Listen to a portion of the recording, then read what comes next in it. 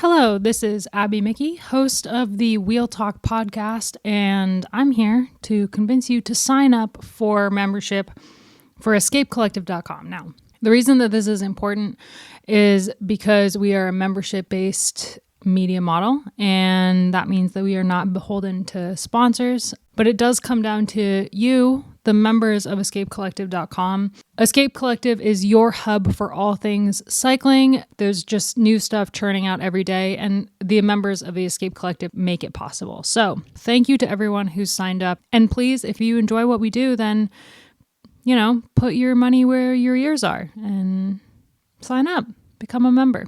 You can become a member at escapecollective.com/join. That's escapecollective.com/join. Thank you so much.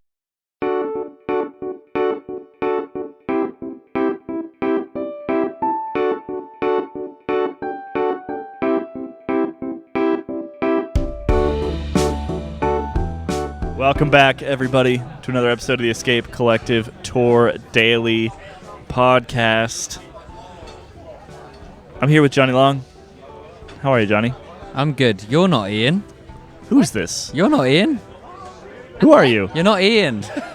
No. I can't hear you over this. I know. It's a loud restaurant. Who are you? I'm Kate Wagner. I'm a cycling journalist. You are. I'm here with you guys. For the final week. Is that who's been in our car all day? Yeah. I was meaning to ask you. Sorry, I shaved the mustache off. Welcome, Kate. We're pleased to have you on the Tour de France. As anybody who listened to the last episode will know, we did have to send Ian home for bad behavior. Yeah. What did he do? Too much whimsy. Oh, it's over for me. He interviewed too many people in the start village. And he reached his quota, and we had to get him gone. We had to kick him out.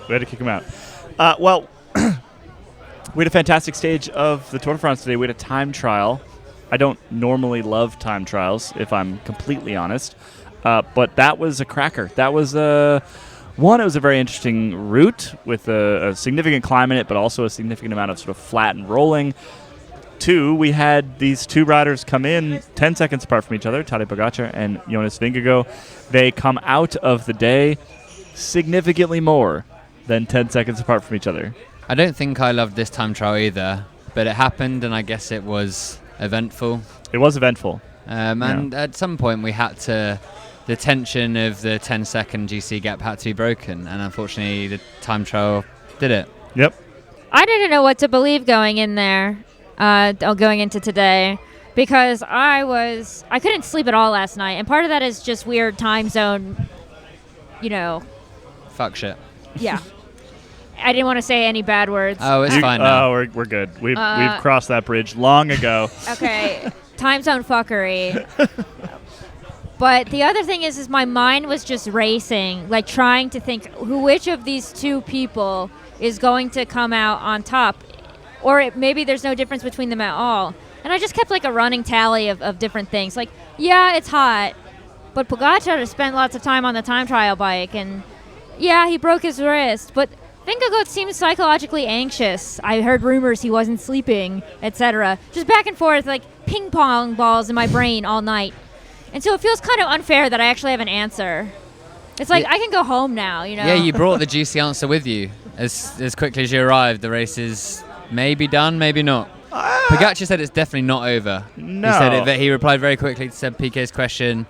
He's taken a leaf out of the England cricket team's book over the ongoing Ashes series, where he's is praying. That still going? It's still going. There's still like two more. This started tests. when the tour started. Oh, yeah. They you think Grand Tour's along? Wait till you find cricket. I don't get cricket. Tadej Pogačar is also praying for rain tomorrow, just to put the cat amongst the pigeons. There is currently an 80% chance of rain where we are right now. Tomorrow. He's gonna look Grand Bournon that. Yeah. No, I mean, I don't know. I think his sports director said he was going.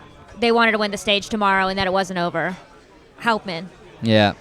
And this is one thing I really, and I think a lot of people enjoy about Pogačar. He's got that dog in him. He does have that dog in him. He does. Like, he his motto for his kids team is never quit trying and always keep trying and never give up. Who's the Miami Heat guy? Jimmy Butler. Yeah. Is he Jimmy Butler vibes? Yeah, actually, I think so. I think that's Okay. fair. Look, spin zone, positive spin zone. Yep. Would you rather have Pogačar leading Jonas Vingegaard by a minute 48, or would you rather have Vingegaard leading Pogačar by a minute 48? In terms of Definitely the this spiciness of the rest of the race. Oh, absolutely this direction, because Pogačar is going to go absolutely nuts. Yeah. Although, direct quote from Mauro Gianetti. Well, someone asked him, are you going to risk it all? Mauro Yeah. Gianetti, of course, being the general manager of UAE. Yeah. He said, why not? But to risk all in, you need the legs, is what he said, which is a fair point, which is, like, we would love to see him attack. We'd love to see David Gaudu attack. Probably can't. David So- Gaudu looked like he'd just been out for a coffee ride when he came across the line.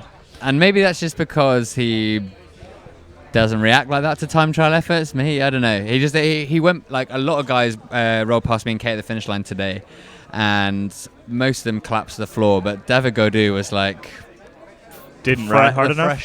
the freshest guy. Mauro Gianetti, he's a very friendly guy to talk to, always happy to answer your dumb questions that he's already answered a million times before. What I will say is he is quite bald and looks like a supervillain, so hopefully he has a master plan up his sleeve, as supervillains do, to change the bike race around. If he was a true supervillain, he would have told us already what the plan was. Yeah, I need him to do a deep, like, Don't bellowing. go under the volcano. Kate, you seem to have thoughts. I think Say what you feel. Say what you feel and think. I'm going to say something. I once wrote, one of the greatest joys I have of being a sports writer is being wrong. Like, We do it all the time. to the point where I don't even like to make predictions anymore, because, and if I do make them, it's kind of, I would rather be surprised than right, I think, at this point in my life. This is my entering my 30s mode. So, like, no matter what happens, I would rather be surprised than right. Which means, like, I'm going to say that maybe nothing happens. and that's fine. But I'm also, there's like one of two things that can happen. There's just a bunch of attacks and nothing ever pulls through because they're just, beating each other to death or something. Or like Pogačar throws the kitchen sink at this and something happens. I want to back us up here. I don't want to get into tomorrow just yet. We should finish talking about today. Okay. So I think the big question here, and this does relate to the next couple stages, is sort of where each rider felt, or where they fall in terms of, like, was that a good day or a bad day? Okay. Because the time gap was such that it would indicate to me that if they're both if they both had a pretty good day, then yeah, this race is probably pretty much over, right? Because if they're both good and that's the gap, then that's bad news for Tadej Pogačar. I didn't get the sense from any of his post-race interviews that Pogačar felt like he had a particularly good day today, which honestly is probably a good sign going forward. It means he's got somewhere else to go. He has ceiling above him to ride into, basically. He's going into the holy place. Something like that. Kate, you wrote about something about Dante today? I did write about Dante. So Starting out strong. Just coming in hot. ever since I deleted Twitter from my phone, I have been, like, freed of, like, not only having enemies, but also the burden of distraction, because my mind can only handle so many dopamine hits, like, per minute. And so in that period of time, I've been reading, like, a book every few days. And so I decided to just read Dante's Purgatorio, which is the second in, As you do, yeah. yeah, in the Divine Comedy, which I think is rather fitting because we have been in a kind of purgatory this entire time. We're in the fog of unknowing, let's say. Yeah, and we don't do well with not knowing. That's why everyone's, that's what piques the interest. But yeah, I think about Dante a lot. Caley is watching me open the book. You really want to quote something from Dante? Well, I think Dante you could do has it. this really amazing. So when Dante goes through purgatory, it's an allegory for him trying to reconcile his two loves in life, which is classical thought, which is philosophy, and Catholicism, essentially. And he does this in a way that is really, it's really nuanced, I would say. And I'm not going to get into the specifics because Jonny's nodding at me. I'm just Caley's just like running his hand through his hair, just like too far into the tour for this. He goes through all of the, you have the 7 deadly sins. Yeah. But he goes through them to ascend. One being a slow change from your time trial bike to your road bike. Yes, exactly. That's Jonny, sloth. you stole my joke. Big sloth energy. It's giving sloth. I was going to say, which deadly sin is screwing up your bike change? But anyways, he in purgatory, the souls are repenting their sins. So like it's a little bit more complicated than in hell, where they're just burning there forever. But in the 11th canto, he is on the what he calls like the tier of pride. And there is like a bit that's the Lord's Prayer prayed by the proud. And there's a bit in here that I just think is so giving the Tour de France. Can we hear it? Yes, which is, give us this day, I beg, our daily manna, without which here in this harsh desert, he who struggles forward hardest still goes backwards. Slay. That's good. And it's like... Slay. I got all these pages, dog ears, being like, that's Tour de France, that's love, that's Tour de France, Tour de France, Tour de France, Tour de France, love. I'm looking forward to this week. It's possibly the biggest podcast vibe switch ever. Yep. From like Ian spotting riders making out with their girlfriends at team buses to like Kate reading an actual book. I'm sorry. The original. No, don't apologize. I think it's great. One of the things about this podcast is everybody brings their true self. Yeah, and we want you to bring your true self. Yeah. I can only ever be myself. This has worked out terribly for me in the past, but sometimes people think I'm really funny. So who's to say if it's bad or not? Yeah, I think it's gonna be great. Back to my point, we got a little sidetracked there. We're out of purgatory now, by the way. That was we're my out point. of there we go. We're bringing it around. We're out of purgatory. Was it a bad day for Pogačar? Did you get the sense that he was like, well, I looked at my power numbers, that kind of sucked, I can try again tomorrow? Or did he have a decent... Because basically what I'm saying is, if he had a decent day, it's actually worse for him going forward. I agree with that. Right? Yeah, I think Vingegaard was saying that he thought his power meter was maybe malfunctioning because he couldn't believe the numbers he was putting out, whereas Pogačar freely admitted that maybe the second part he wasn't that hot. So I think that shows it. I mean, when you look at the actual stage standings, the fact that Wout van Aert was third and still like finished like half a minute ahead of the next guys, then you actually get like the list of like the humans. Eurosport's writer Felix Lowe said that Pogačar hardly had a dud time trial today. Vingegaard was simply that much better and extraterrestrial compared to a mere man on the moon, which maybe that is the best way to put it. I mean, this reminds me a lot of La Planche de Belfi in 2020, where there were two kind of emerging narratives, and one ended up winning out in the end, I think, in popular, not culture, but popular discourse. Yeah. The two narratives, there was one that was more forgiving, which was that Roglic didn't actually have a bad day that day. He did a really good time trial. It's just that Pogačar was from another world. The other was that like Roglic had a kind of psychological break, as evidenced by those photos of him with like his helmet askew and Yes, that day the optics were just bad, weren't they? Like it just things looked wrong. Yeah. But like for me, I mean, I think Pogačar also looked wrong. Like there was a look on his face that was just kind of like his face was just kind of slack. His team looked tense as well. Like when we're at the finish line. But I think it's going to come out that I think that we are not going to see this narrative that like Vingegaard is actually just an alien or something. It's going to be Pogačar did something wrong. Yeah. It's not about like who was like better. That's not the interesting story to anybody. Pogačar didn't look good. He didn't. He looked like his face looked sullen. But why? And everyone's going to say, "Oh, he burned his candle at both ends." You can just have a bad day, right? Like that's the Dude, thing. Not in discourse. We've seen this tour that them have like trade bad days and good days, and that's what Pogačar said, is that maybe today was the Marie Blanc all over again, and then tomorrow he'll hit back. I hope so. He looked beat out there. Yeah. Like it wasn't quite Remco at the Giro with COVID beat, but he didn't look. Wout van Aert looked hellish at the finish. Yeah. Just like aged multiple like what's years. up with him? Anyways. Yeah. That's another. We can't get. Yeah. But yeah, I mean, I feel like the tour's been winding up to levels of excitement, and then when a day like this happens, you kind of feel the air let out of it a bit, and that's not necessarily a problem, but cause that's how like sporting events work. But that is just the day that we had today. What are you looking quizzically out of the standings? Pello Bilbao finished in 4th. Wait, really? It's not bad. I've just seen it for the first time. I'd been pretty focused on the top 3, and we've been running around getting quotes and writing and things like that. That's a heck of a ride. Mads Pedersen was 9th, and he had odds of 1,000 to 1 at the start of the day. Bahrain has had a quietly really good tour. Yeah. Yeah, he's in 7th. They rode strongly. If Well, they get he's still in 7th overall. Yeah, stage victory before the end of the race. That's a really good tour. It's like not their usual. Well, it is like Wout Poels, I would say, is a usual Bahrain winner guy. Yeah, it fits the mold. Yeah. Yeah, but Landa's here, and I forgot he was here until he rolled physically past me. He's contemplating life as a domestique for Patrick Lefevre. According to, do we get the official communique around time cut? Oh, you think someone's finished outside the time Well, limit? according to this, Alexis Renard finished 1 second outside the time. Oh, let cut, him in. But he crashed.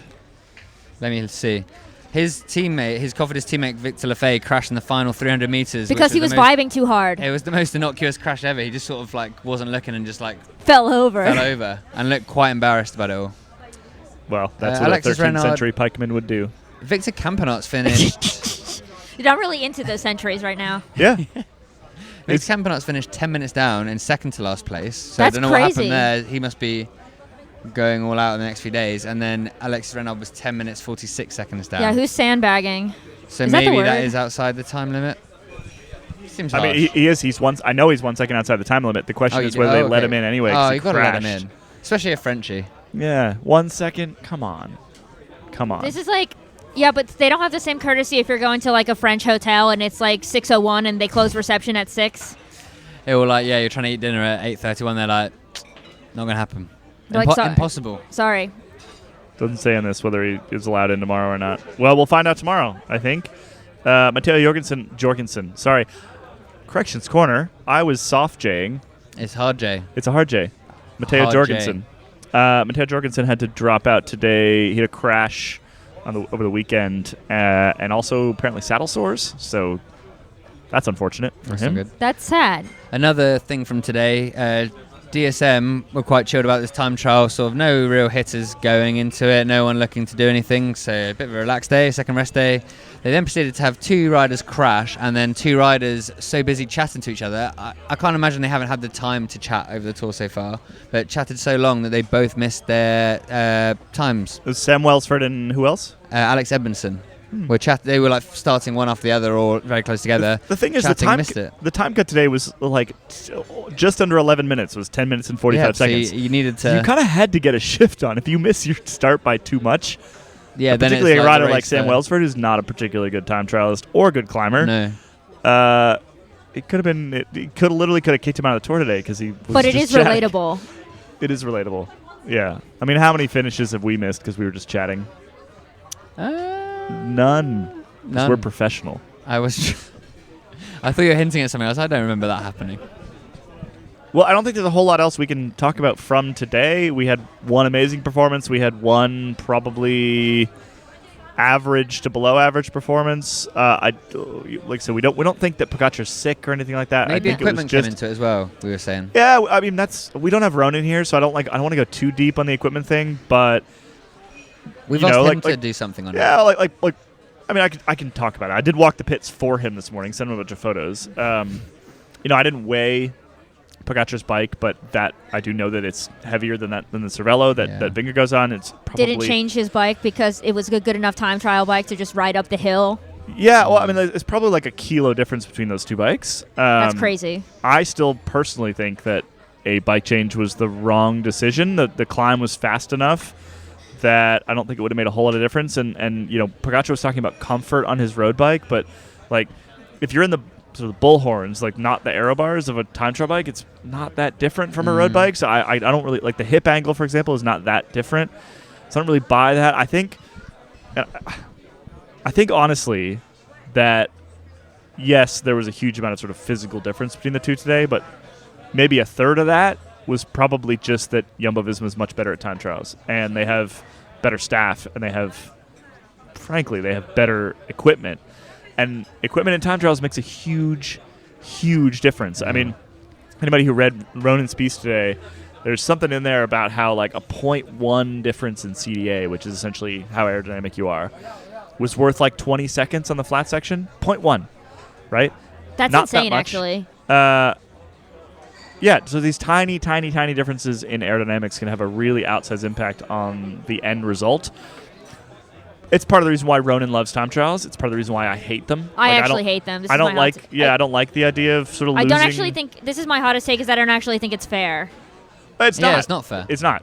But like nothing's fair. Nothing is fair in the Tour de France. Yeah, of course. But I don't like the idea that that like essentially time in a wind tunnel and hiring the right sort of back room people can win or lose a Tour de France. That feels gross to me. It's just like Formula One, yeah. Yeah, it becomes a bit like Formula 1, but the only place where that exists is really in time trials. Like your average road stage, it's probably not. That's not going to be what's making the difference. Anyway, I'm getting a little off topic here. I do think that there's some sort of equipment differences. I think the bike change was probably a mistake. Giannetti did say that they did the numbers, they ran the numbers, and they determined that, for example, like Yates shouldn't change his bike and Pogačar should change his bike. So I don't know what numbers they're seeing. Run them again. That might have been as simple as Yates' bike is smaller. They're doing K. Wagner math over there. Could be K. Wagner math. My guess is it's literally that Yates' bike is smaller and a bit lighter, and so you just decide not to change it. But like you said, Kate, Pogačar spent like an extra couple weeks doing nothing but riding his time trial bike because of his wrist, and I think that was an advantage. He should have been able to produce as much power as he needed to on that TT bike, and I think it was a mistake to stop on the side of the road for 10 seconds. And I've entered my cycling mysticism phase, where at a certain point, I think like a lot of analysis misses like a really crucial truth, which is that what happens kind of speaks for itself, and that a lot of things are actually unknowable. Yeah, like you can't explain away everything. The psychology of those guys, like how they physically actually feel, their perception of events, all of these things are really unknowable to us. As journalists, we ask questions, and that's all we can do. But, I mean, I think we get sometimes we get so lost in all of these, like, wattages and kilograms and all this other stuff, and, like, did he screw up by, like, not doing this 5 weeks ago, that we forget that these are just human beings who are prone to moments of weakness. Yeah. Like, not to be the girl on the podcast here, but, like... Well, I think that's what Pogačar is hoping for tomorrow, is that he's hoping for Vingegaard to have a moment of weakness tomorrow. Less than 2 minutes. You can gain that much easily. Easily on Col de I mean... We saw a gap of a minute in the Pyrenees on a climb that was nowhere near as difficult and a stage that was nowhere near as difficult. Like, it could just flip entirely on its head tomorrow. I don't think that's particularly likely, to be perfectly honest. But it is worth just saying out loud, like, this is still kind of a close tour by any historical... Exactly. I thought it was much more from when you were looking at what was happening on TV and people's reactions, but under 2 minutes, I mean, you'd have begged for that. For most of the last decade. Yeah. Yeah. I deleted Twitter from my phone so I don't have to see God's hottest takes anymore. And also I can read Purgatorio in like 3 days. But top tip. Yeah. Hot take. If you need to improve your attention, that's how you do it. It works, okay. I think that, one of the things that's the most interesting about this tour is like how different these two protagonists are. In terms of look at the rest day. I mean, like, I don't know what Vingegaard was doing. He was probably like in like 16 hours of deep meditation or calling his wife for the exact same amount of time. He was eating breakfast in like long trousers with socks and sandals, but the socks were like black socks, which socks. That doesn't work. White socks, sandals, fine. Yeah, I agree. But also, Pogačar was doing like backflips into the pool. Yeah. Was that necessary? Like Caley? I wish someone would have asked him that. It's like, how much of today do you put down to the backflip into the swimming pool? And it's like, I mean, Pogačar has like this impulsivity and like this joie de vivre, as we say in France. We are in France. Yeah, that Vingegaard, he's kind of ascetic. But if you flip this on his head and if it had finished in the other direction, if Pogačar had taken a minute and a half out of Vingegaard, we would have said that he needs to relax and he's too stressed out, and that's the reason why he lost all the time, that's right? How it works. Like we spent the last week talking about how, like you said, like sleep. He doesn't sleep. He looks stressed out. All the every single interaction we've had with him as media has been quite tense and tight, and today was actually the first time in his press conference. Was the first time that I have seen him loosen up even a little bit. And correct me if I'm wrong here. I think the first time he has said, like, we're looking forward to something that's coming up. I haven't heard him say that yet. Today he did. And so, yeah, if you flip this on its head and you say, if this had ended differently, if today had ended differently, then you're like, well, yeah, the uptight guy suffered from the stress and I mean, lost the they're bicycle human race. in different ways.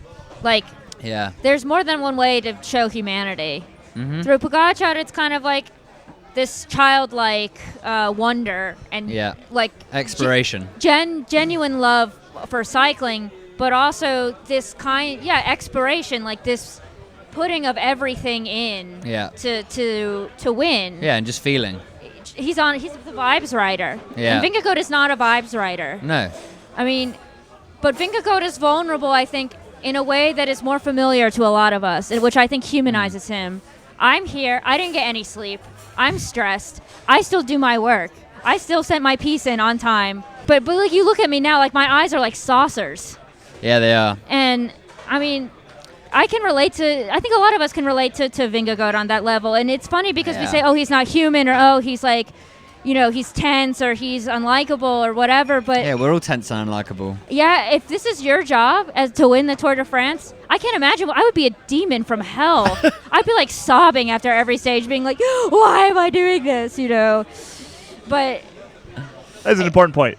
Yeah. We tend to, in our efforts to analyze, we dehumanize. Yeah. And I think that the Tour de France, particularly in the last week of the Tour de France, becomes a pretty fundamentally human endeavor, where, yes, it comes down to legs and strategy and whatever else, but like a lot of it is just who can push through, who has taken care of themselves, who has the fewest sort of moments of weakness, and who has something left? Who has something left. And it's Yeah. not just in the GC, it's also like all of these guys who haven't won anything yet. I think that's enough TT talk. Yep. Yeah. Thankfully, only one of The those. race of truth. The race of truth, contre la montre, which is against the clock. Should we lighten things up with a different sorts of standings? Oh, no. I think we should. So, Kate, we do the... In this latter wait. half of the podcast. Wait. Kate, do you have a Christoph corner? Oh, yeah. Oh, what about Kate? Do you have a Slovenian corner? So you can have like a couple of minutes to just tell us something. In like last night, our first dinner together, and we were reunited with Joshua Robinson of the Wall Street Journal. You'll be pleased to hear he's arrived back from Wimbledon. His brief review of his 2 weeks in London. Too much tennis. So now he's back at the Tour. Yep. There, you're regaling us with many tales. Are there any you'd like to share with our listenership? I don't know how many I'm allowed to share. They were all pretty... Yeah, some of them were pretty good. I mean, I think at some point we have to talk about Jonas Knopp. Do you want to do that one now? Or No, should we save that? I think Let's we save should that have for a flat teaser. day. That's a teaser. That's Yeah. a very important. Okay. Maybe today we just tease the Slovenian corner and then we'll go and figure Yeah, out. if you're Slovenian, like oprostite. We can come back to it tomorrow. Yes, but yeah. no, I thought you were going to reference the Slovenia account. Oh, yes. That Well, was that's the another standings. thing that we started. So for those... I mean, everyone surely knows who's listening to this podcast. Kate you spent quite a large portion this year decamped to Slovenia, learning the language, living there. I mean, before that, you were sort of the journalist covering the Slovenian cyclists, the Slovenian scene. And to your absolute credit, you completely committed to your beat, to your bit, and you moved there, learned the language. On the walk to the finish, you bumped into a couple of your Slovenian colleagues and had full-on conversations with them in Slovenian, and it was impressive. Hvala. But part of the unintended consequences of moving to a completely different country and learning the language is that You never shut up about it. yeah. And I've started noting down, in good faith, with your permission, the number of times you mentioned Slovenia when we're not talking about Slovenia. I'm just going to count up from our first 24 hours together how many we've had. A lot of these came in the first car ride. We are on, after 24 hours, 14. I think That's actually better than I thought. I thought it Yeah. was going to be like at least 24. No, it's pretty good. Less than 1 per hour. So we will be updating that number every 24 hours. Thank you. But yeah, also you have loads of great stories, so I'm sure we'll be able to share some of them. Yeah, the Slovenian corner. Some deep Slovenian stuff. Yeah, I can't wait. The second half of the podcast, Kate, as I assume you have better things than to be listening, is that it's full of corners. There are different corners that we sort of run into. Another one is our favourite classification of the tour, which is the Maillot Sable, the sand jersey, which is awarded to a rider who is an hour back on GC, and it's the closest to an hour, but you have to have more than an hour. And every day, previously Caley and Ian, but now it would be you and Caley, guessing who holds the Maillot Sable that day. Oh, that's hard. It is hard. There are clues. I think the way we should do this first one is that Kate gets to go first and gets a clue, and then Caley gets to guess afterwards with that clue. So you get second bite of the guess, and then there's an extra clue. Okay. That works for me. Okay, what's the clue? So today is a new Maillot Sable for this race, 19th on GC. So we're approaching, pretty good riders. 19th on GC. 19th on GC. I should probably know who's 19th on GC. Yeah, you got to stop looking at the overall standings. That's a key part of this week's coverage.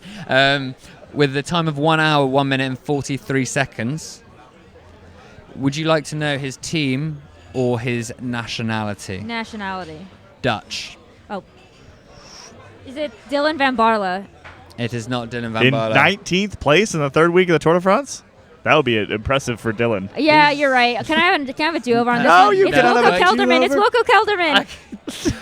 Already, there is chaos amongst the ranks as Kate guesses twice in a row, and on the second go gets the correct answer, which I think was maybe going to be your answer. It was going to be my answer. Kate, I am shocked but not surprised at your disregard for the rules. Yeah, that's me. Am I able to send you back to purgatory to think about what you've done? Yeah, okay. Okay. But also, I don't know why I picked Dylan van Baarle. All like my reply guys on Twitter are just like, I can hear them swarming like the dead souls in purgatory. The woman. The good thing is that if they're listening, they will be tweeting as they're listening, but you'll already be like 15 hours in the future, so at that point you'll find it funny that they're so late on it. Will be like at a higher plane of purgatory than them. Exactly. Because I'm way past like wrath, I think, at that point. Good. We're going to keep this one up all night. I'm in gluttony, I think, right now because I'm really hungry. Oh, yeah, we do need to order some dinner at some point. Should we have our daily pain? Yes. Do you have one? I have one. Okay, great. Okay, Kate, this is another segment. It's called Daily Pain. It's basically a daily quiz show where previous ones we've had, so it'll be stage winners of this year's Tour de France, and then we take it in turns. Note, take it in turns means one answer for you, one answer for the other person. Thank you. And then like that. And so then stage winners, you'd say Peo Bilbao. I would say Victor Lafay. You'd say Tadej Pogačar. I would say Jasper Philipsen. And then you go back and forth until the other person has run out. Oh, no. And then the other person, they can really seal their victory by giving another one to really just bury them. Yeah. So what is today's category, Haley? Today's category is... There are 12 teams in this Tour de France that have lost a rider. You must name one of them, and we will keep going until someone gets one. Teams? The team. So there are 12 teams that have lost a rider. There are, 10 teams that have not. If you name one of the not teams, you're out. Or if you can't name a team, you're out. So you need to name one of the 12 teams that have lost a rider. That has lost at least one rider. Can I go first? Yeah, you can. DSM. Correct. Astana Kazakhstan. Oh, yeah. Famous rider loss. Correct. EF, Education, Easy Post. They have lost 3. Movistar. 4. Ooh, what? Who was the fourth? Jorgensen. Mass. Jorgensen, Sunday 1. Wow, that was horrible, yeah. Ineos. Ineos has lost 2. Soudal Quickstep. Yep, lost 1. Groupama? I knew it was going to be me. Groupama has all 8 of its riders still in this Tour de France. I just haven't seen any of them ever. That is I've had 2 weeks of training. You're like Tadej Pogačar coming into the Tour with a broken wrist. I am. You got the vibes. I've got Trek the. one of them? I was going to go Lotto Destiny. Trek has Caleb lost 1. That was my second guess. Quinn. Yep, Lot of Destiny has lost 2. The other one's Intermarché has lost 1. Cofidis has lost Munches. 1. Jayco. Alpecin Deceuninck has lost 1, and Total Energies has lost 1. Jumbo-Visma, Jayco, Oh, Israel, wow, Jayco has all of them. AG2R, Bahrain, UNO-X, UAE, Bora, Groupama, and Arkea Samsic are Can you, still 100%. Okay, yes, they are lost, but if you haven't seen them for 2 weeks, Did they ever Are even they all show up? lost? That's a good question. I That's feel more like of there a are way fewer abandons this year than previous years. way fewer. Yeah. because Way fewer. the funny thing is the first stage was really, really brutal. And I thought we were going to see a week like 2021 where there's just constant carnage. It was pretty tame, yeah. But then they just kind of figured it out. I don't know. But I take some heed to the discourse that I think Mikhail Kwiatkowski started a couple years ago when he said that there should just always be a prologue because it just quells the nerves of getting into the yellow jersey on the first day. It lets you see everyone as well on the course. So you're like, oh, he's in the race. Okay, got it. That's kind of what the first day did this year. Yeah. Is it set the GC, and when I was talking to, I think it was Mike Woods I was talking to, and we were talking about this early in the week.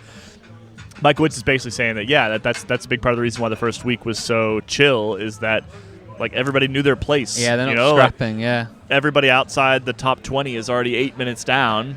They know their place. No one has dreams of the yellow jersey. Yeah, you can't tell a team you can't tell Jayco get to the back because Simon Yates fine for GC when he's already lost a couple minutes. Exactly. Yeah. That's a bad example because he was he did all right. second on the stage, but fine, whatever. Yeah, I'm taking lots of L's here, but my only dub is I read Dante. You did read That's Dante. a bigger dub, yeah. The unfortunate side effect of losing this game is you have to buy the next round. Okay. But luckily, I am driving home, so it's going to be a cheap round. It will be a cheap round. Basically, Caley's just saying you have to buy him a beer. That's fair. Before we head out, we yeah. got to jump over to José Been, who is going to be talking about tomorrow's stage. Big old mountain stage, stage 17 at Col de la Loze. Let's hear from José.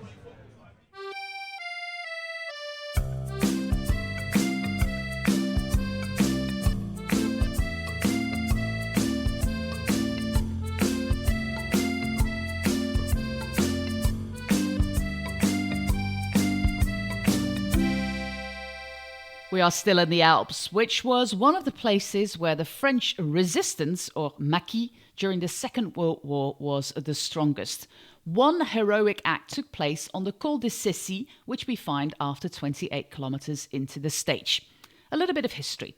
After the German invasion of France in 1940, the French government signed an armistice with Germany. France effectively surrendered to the German forces. As part of the armistice agreement, Germany occupied the north and the west of France, and the southern part of the country was left under French control. The French government, led by Marshal Philippe Pétain, established itself in Vichy, not far from the Puy-de-Dôme, and collaborated with the German occupiers. This regime, known as Vichy France, enacted policies that aligned with the interests of Nazi Germany. Under Vichy rule, France adopted an authoritarian and conservative government. The regime pursued policies of collaboration with the Nazis, including the deportation of Jews to the concentration camps, the persecution of political dissidents, and the suppression of civil liberties. Vichy France also cooperated with Germany in the administration of the occupied territories. But of course, not all French people agreed with the situation, and the resistance was strong. And they were brave people. As Charles de Gaulle, leader of the Free French government in exile, had said back at the beginning of the war, "Whatever happens, the flame of the French resistance must not be extinguished and will not be extinguished." Back to the Col de Cessy. During the Second World War, the Col de Cessy, like many other places in the Alps, were an important place for the resistance. On August 1st, 1944, an exceptional parachuting of arms and ammunition took place right here. They had wanted to do it much earlier, but adverse weather, but also the presence of German troops in the region, made it impossible. Early July, a month after the invasion in Normandy on D-Day, the German troops started to retreat and the all-clear was given for the drop. In accordance with Allied directives, Captain Bull, the local French commander, set up beaconing consisting of 3 lights arranged in a triangle and emitting enough smoke to be visible from 10 kilometers away by the planes. The entrances to the Massif de Cessy were occupied and secured by the men of the Maquis, the resistance. More than 400 men equipped with about 50 carts gathered on the plateau in order to receive the material. A first wave of 36 aircraft was then seen, followed by a second one on the horizon. A feeling of despair then overcomes Captain Bull and his men when they see the planes fly over the pass and move away without parachuting anything. It suggested yet another failure of the operation. But the squadron was actually turning around to face the wind and perform the parachute drop in the best conditions. That day, 78 planes dropped more than 800 containers of ammunition, weapons, explosives, and equipment. 7 Americans also jumped that day. They are there to train the local forces how to use the weaponry. Sergeant Charles Perry of the Marine Corps from Massachusetts dies when he crashes to the ground because his parachute never opened. He was buried on the spot under the honours of the French maquisards. Sergeant Perry received a Silver Star after his death for his gallantry in connection with the military operation in German-occupied territories on the 1st of August 1944. The weapons drop enabled Captain Bull to arm thousands of men, and despite the Germans initially sending more troops to the region, the maquisards, together with the Allied troops, eventually were instrumental in liberating France in 1944 and 1945.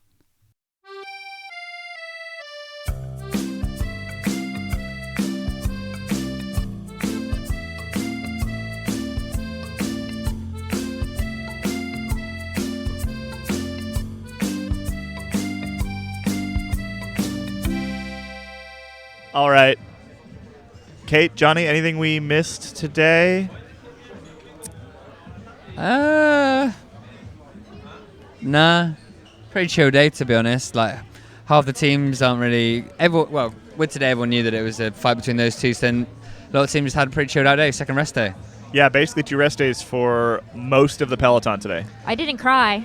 That's always good. A day you don't cry is a success. Yeah. Love Island Jacob, who... talking to him this morning, was surprised to hear, because he doesn't listen to the podcast, how much he gets referenced. So I think he will be tuning in. He was slightly dismayed because usually on time trial days they get pizza, like all the staff. But today it was in such a isolated location that there wasn't pizza close enough for them to get it. One of the teams had pizza. Did they? Yeah. Was it Quick Step maybe? So they got a secret pizza I forget. hookup. Somebody found pizza. Yeah. Yeah. That's my only other note. Love Island Jacob took his loss in the Escape Collective Awards quite well. For those who've watched the bonus rest day app. On that note, yep. After awarding our favourite ASO, there has been consternation within the ASO staff. I walked into the press room today, favourite ASO winner, Pierre Muglack, points at me and beckons me over without saying a word, and then just reaches into sort of the boxes behind his desk and pulls out one of the final cold Oranginas. So every day in the press room there's like a cool box full of like various drinks, and there's like a hierarchy in which gets taken first, and Orangina's quite up there. It's a Orangina with pulp, so it's the real deal. It's good stuff. As he pulled out, Christopher Morel, who came second, he saw what Pierre was doing and looked disgusted that I was going to get one of their secret Orangina stashes. Pierre handed it over, we cheers the Oranginas. I walked away, so...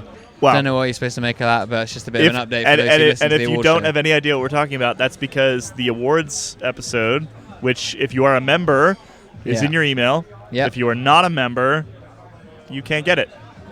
So this is the kind of thing you're missing out on if you're not a member. So head over to escapecollective.com/join. If you sign up now, a message because you want to listen back to it. Oh, yeah. We'll send it. The link is still on Discord. You can go find it. And if you want to go listen to it, just, sign up and then send us an email. All right. Ciao. Well, we like to extend the exit. Okay. Like a solid 10 minutes, Kate. Kate's hungry. First day hunger knock, yeah. Kate is hungry. Too much reading, Kate. It's bad for you. Dude, what can I say? I'm in purgatory here, man. Did either of you spot anything else at the finish shoot today that was worth talking about? You know what I thought was interesting is that we were slightly behind like the actual finish line. Yeah. And the atmosphere really can be described, and I wrote a whole piece about this for you guys because that's what I do, about how it was really somber. Yeah. There wasn't like a lot of cheering except for like when Alaphilippe went by. Yeah, it was quite quiet. My chat group, like my buddies that are in a chat group, were saying things like he's even less charismatic than Chris Froome. Who? Jonas Vingegaard. Oh, okay. That's Which is like, I personally think kind of unfair. yeah. I was gonna say like I disagree on that. I would disagree with that. I also think he's a much probably like, it's kind of just, I think know. Vingegaard's more genuine than Chris. Yeah, he's probably more genuine than Chris Froome. I do think that, you know. I like that Vingegaard is afraid. Well, I think you're just sort of punishing a guy for being relatively introverted and Yeah. like not really wanting to like be loud and ostentatious and do backflips into pools. In this day and age of professional cyclists and professional sportsmen, like they all kind of have to be slightly boring to be that good. Like gone are the days where you have like a Paul Gascoigne or. Well, that's why Pogačar's so incredible. Yeah. To me, is that we're he not can just be a goofball and still be that We're good. not bigging him up for the sake of it. It's because he's interesting and good. Yeah, which is really Hard to rare. do. Like Peter Sagan is the last one I can think of that was able to be able to be really good clearly without having to be a monk. Yeah. You know. Yeah, but the thing is Sometimes to his detriment in that he has had now 2 or 3 drink driving charges. Yeah, so that maybe you a can little more monk would be good for him. Slightly more monk. The only other thing I saw at the finish line today was Tom Pidcock collapsed to the floor, recovering from his time trial effort. And then one TV broadcast interviewing him asked him what Pidcock thought of what was going on between Pogačar and Vingegaard on the road right then. And he was just looked and was like, not only am I exhausted from the time trial, like obviously I have no clue what's going on in the bike race. I was in the bike race. It was just one of those things where it was so awkward. I just turned away. I was like, I can't bear it. that's something I would do my first tour. Yeah, I don't think this person was their first tour, but yeah, you can be forgiven. But it's like in the third week, you just become unforgiving. It's like, you know what? If you're not dialed with which questions to ask by now, then that was a bad don't question. That was and he deserved to not have it answered. All right. Now we can stop. We can order some dinner. What are you going to order? Do you know? Have you looked? No. Okay. We're going to find out what we're going to order. Probably and meat of some variety. Meat, like Sorry maybe. for those of you who had this platonic ideal of me as a vegetarian.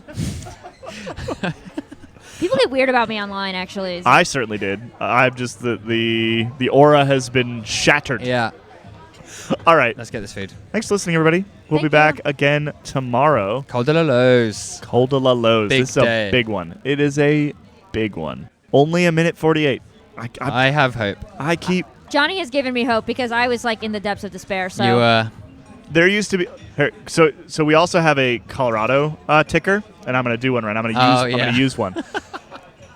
And actually, this is a double because I'm going to mention Flagstaff. Oh, Back in the day, I used to ride flag all the time, and like I would go hard as I could up flag on any given day, and on any given day, it would my time would change by like 2 minutes. That's the reality. That's how this really Caley works. Fretz is gaining and losing 2 minutes. To myself. Jonas Vingegaard can do the same. Exactly. If I can gain and lose 2 minutes to myself on any given day, these guys can lose or gain 2 minutes to each other on any given day. Maybe Pogačar needs to come to the Fretz Durango altitude camp.